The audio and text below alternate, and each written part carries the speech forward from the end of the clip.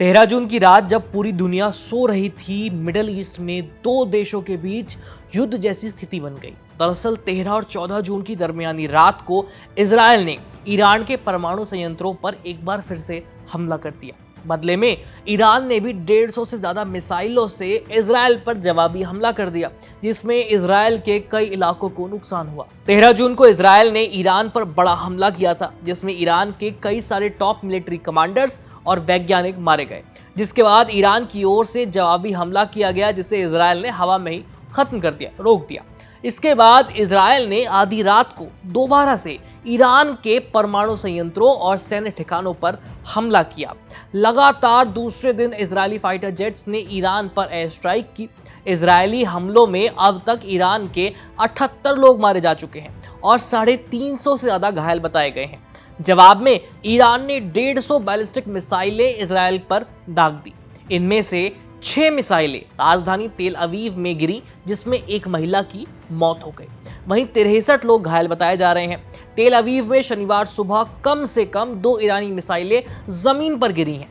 Iran के Islamic revolutionary guards की ओर से कहा गया है कि उन्होंने इजराइल में दर्जनों सैन्य केंद्रों और एयरबेस पर हमले किए हैं। ईरान ने शुक्रवार देर रात से इजराइल पर हमले शुरू किए थे। ईरानी मिसाइल हमले में इजराइल के कई शहरों को निशाना बनाया गया, जिसमें इमारतों को बहुत ज्यादा नुकसान हुआ और दर्जनों लोग घायल हुए। ईरान ने किरियात कंपाउंड पर भी हमला किया। इसे इजराइल का पेंटागन कहा जाता है। ईरान के राजदूत ने यूएन सुरक्षा परिषद को बताया कि इजराइल के हमलों में 78 लोग मारे गए हैं उनके और 320 से ज्यादा लोग घायल हुए हैं। राजदूत ने कहा कि मरने वालों में ज्यादातर लोग आम नागरिक थे, इसीलिए जवाबी कार्रवाई ईरान कर रहा है और ईरान ने इजराइल के तेल अवीव पर मिसाइलों से हमला किया है। ईरान की ओर से बड़े हमले की आशंका के चलते इजरायली प्रधानमंत्री बेंजामिन नेतन्याहू को सुरक्षित ठिकाने पर शिफ्ट कर दिया गया है। करीब 36 घंटे पहले शुरू हुए इजराइल और ईरान के बीच इस सैन्य टकराव से जुड़े जो भी अपडेट्स हैं, इस घटनाक्रम को एक बार हम सिलसिलेवार तरीके से समझ लेते हैं। सबसे पहले इजराइल ने 13 जून की सुबह 5:30 बजे 200 फाइटर जेट्स से ईरान के कई ठिकानों पर हमला किया। इजराइल ने इसे ऑपरेशन राइजिंग लायन नाम दिया। इजरायली हमले में ईरान के 6 वैज्ञानिक और 20 टॉप मिलिट्री कमांडर मारे गए। ईरान ने पलटवार किया, इसे ट्रू प्रॉमिस 3 नाम दिया। 150 से ज्यादा मिसाइलें दागी गईं। ईरान ने बैलिस्टिक मिसाइलों से इजरायली रक्षा मंत्रालय को हिट करने का दावा भी किया है।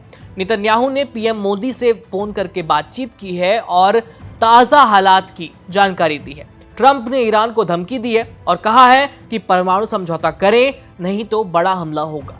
तो ये था अब तक का पूरा घटनाक्रम। इस टकराव ने न सिर्फ मिडिल ईस्ट बल्कि पूरी दुनिया की चिंता बढ़ा दी है। अब सवाल ये है कि क्या ये सिर्फ एक सीमित संघर्ष है या फिर ये मिडिल ईस्ट में एक नए युद्ध की शुरुआत है। इजराइल और ईरान के बीच जारी ये संघर्ष सैन्य तनाव आने वाले दिनों में क्या रुख लेगा? क्या दुनिया एक और बड़े युद्ध की तरफ बढ़ रही है? इन तमाम सवालों के जवाब हम आपको आगे भी एबीपी लाइव वर्ल्ड पर देते रहेंगे। फिलहाल इस खबर में इतना ही। मिलते हैं आपसे अगले वीडियो में।